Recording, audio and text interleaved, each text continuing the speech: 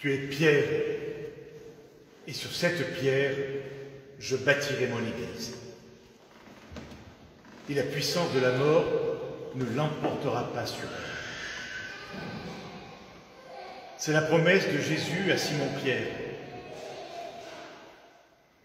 Dans les Actes des Apôtres, nous avons entendu l'évocation de l'incarcération de Simon-Pierre, de sa libération et de son témoignage. Vraiment, dit-il, je me rends compte maintenant que le Seigneur a envoyé son ange et qu'il m'a arraché aux mains d'Hérode et à tout ce qu'attendait le peuple juif. Et Paul, dans la deuxième lecture, donne aussi son témoignage. J'ai été arraché à la gueule du lion, et le Seigneur m'arrachera encore à tout ce qu'on fait pour me nuire. Il me sauvera. Pierre et Paul, ces deux colonnes de l'Église,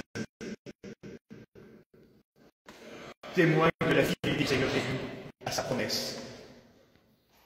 La puissance de la mort ne l'emportera pas. Le Seigneur a fait tomber les chaînes qui entravaient Pierre. Le Seigneur a fait ouvrir les portes de la prison. Il a arraché Paul à la gueule du lion.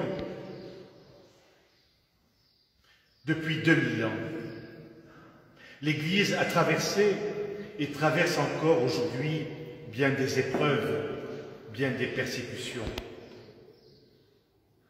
Il y a eu plus de martyrs au XXe siècle que pendant les 19 premiers siècles de l'histoire de l'Église. Et nombreux encore aujourd'hui sont celles et ceux qui sont assassinés parce que chrétiens. Mais le Seigneur n'abandonne pas son Église. Il est avec elle. Habitée, conduite par l'Esprit Saint, l'Église continue sa mission. Et elle est soutenue par la prière, en particulier par la prière des saints, par la prière des martyrs. En cette année jubilaire de l'espérance, les témoignages de Pierre et Paul nourrissent notre espérance et nous appellent à être pèlerins d'espérance, comme nous le demandait le successeur de Pierre, François. Notre espérance s'enracine dans la promesse de Jésus. Notre espérance s'enracine dans la mémoire des signes que la promesse continue de se réaliser tout au long de l'histoire. Souvenons-nous de la parole de Paul. J'ai été arraché la gueule du lion, le Seigneur m'arrachera encore à tout ce que l'on fait pour me nuire. Soutenus par la prière de Pierre et de Paul, nous pouvons répondre à la vocation de notre baptême.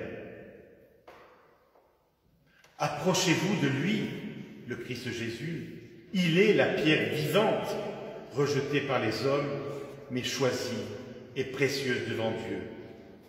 Vous aussi, comme pierre vivante, entrez dans la construction de la demeure spirituelle.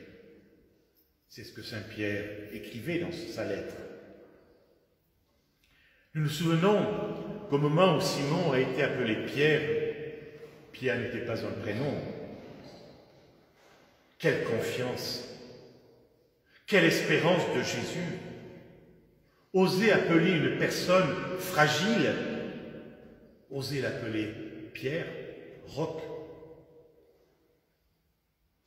Nous ne sommes pas plus forts que Pierre. Pierre a renié. Nous sommes aussi fragiles et vulnérables que lui.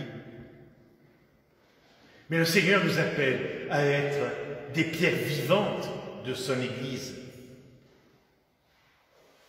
Saint Paul écrivait, lui, « Je ne fais pas le bien que je voudrais, et je fais le mal que je ne voudrais pas. » Chacun d'entre nous peut faire sienne ces paroles des apôtres de ces deux colonnes.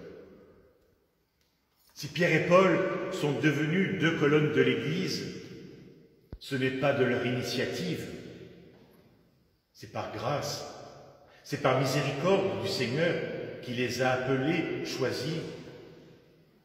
Ils n'ont fait que répondre à cet appel, ils n'ont fait que se laisser saisir par cette miséricorde. Pensons à la devise épiscopale du pape François, choisi parce que pardonné.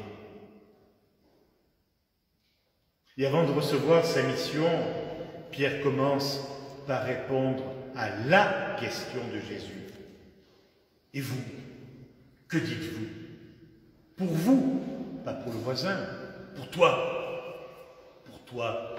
qui suis-je? La réponse est personnelle, elle est celle des disciples, de tous les disciples. Cette réponse dépasse Pierre, elle lui est donnée par le Père. En formulant cette réponse qui le dépasse, un chemin s'ouvre devant Pierre. Il lui faudra du temps, beaucoup de temps pour découvrir, pour connaître le Christ Jésus et entrer dans son projet. Et ce n'est qu'après Pâques que Pierre pourra déclarer à Jésus: « Tu sais tout, tu sais bien que je t'aime. » Et Pierre s'entend confirmer dans sa vocation, dans sa mission, d'être le pasteur du peuple de Dieu. Appelés à être pèlerins d'espérance, nous le sommes, nous le serons, mais commençons par répondre tout simplement avec nos mots à nous. Des mots, des expressions qui nous dépasseront peut-être, qui ne viennent pas de nous. Pour toi, aujourd'hui, qui suis-je? Il ne s'agit pas de répéter ce que d'autres disent, mais d'exprimer, de balbutier ce qui nous habite aujourd'hui. Qui est Jésus pour moi aujourd'hui? Dans le secret de nos cœurs, dans le secret d'un cœur à cœur avec lui, confions-lui notre réponse et laissons-le nous envoyer pour être ses témoins, pour être ces pierres vivantes de son Église, des pèlerins d'espérance, en nous appuyant sur Pierre, sur Paul, ces deux colonnes de l'Église.